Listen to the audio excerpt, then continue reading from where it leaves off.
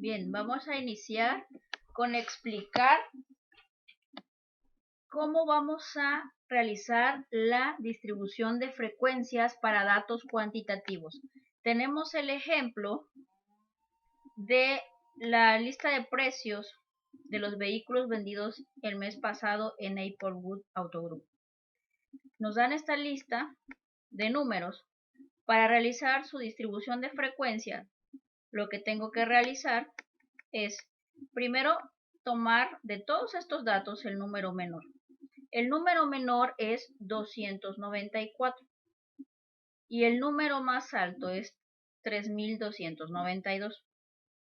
Bien, ahora es importante saber cuántos elementos son. Son 180 datos. El primer paso para poder construir la tabla de frecuencias es, en primer lugar, identificar el número de elementos, que serían 180. Fórmula 2 elevado a la k. Tenemos que aplicar esta fórmula de 2 elevado a la k. Entonces, como la base es 2, ¿y de dónde va a salir la k?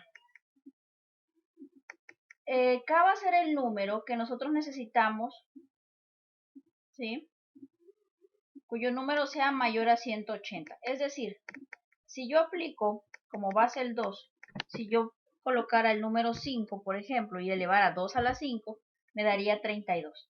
Este 32 es menor a 180, por lo tanto, no podría yo utilizar el 5.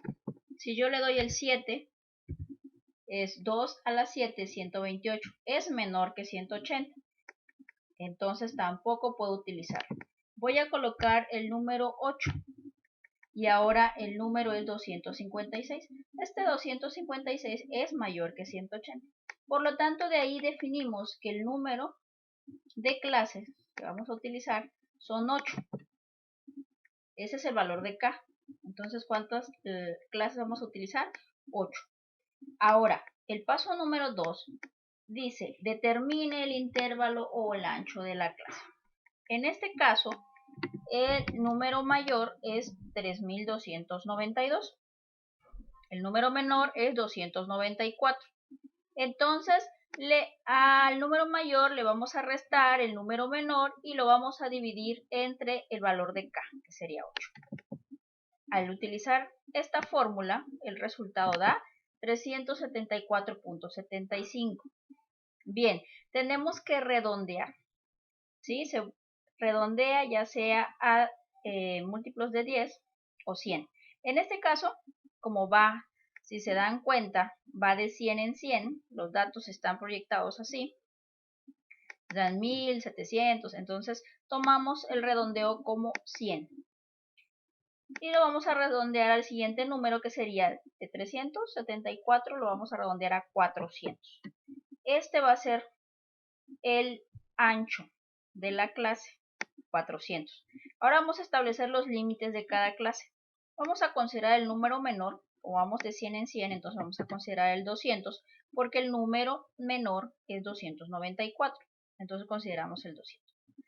Al establecer de dónde va a iniciar nuestro límite, ya recordemos que vamos a ir sumando de 400 en 400, que es el ancho de la clase, para poder realizar mi tabla de frecuencias.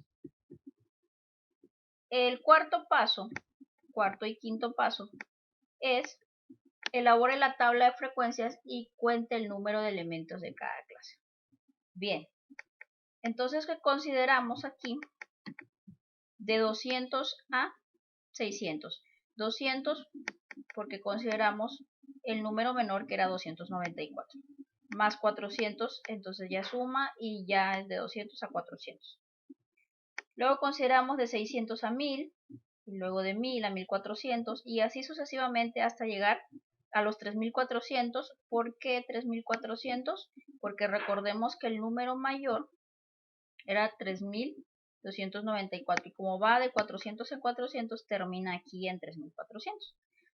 Luego cuenta el número de elementos de cada clase. Entonces, de todos estos números vamos a ir ubicando qué números están entre 200 y 600, qué números están entre 600 a 1000, qué números están entre 1000 y 1400, y así sucesivamente. De tal manera que la frecuencia da 8, 11, 23, 38. Son los números que están dentro de estos intervalos de clase. De tal manera que todos estos deben de dar 180. Si consideramos el 600 aquí, ya no lo consideramos aquí. Aquí consideramos del 601 al 1000, aquí del 1001 a 1400 y así sucesivamente. Ahora, ya que tenemos nuestra distribución de frecuencias, hasta aquí es nuestra tabla de frecuencias. Necesitamos nuestra frecuencia relativa. ¿Cómo vamos a obtener la frecuencia relativa?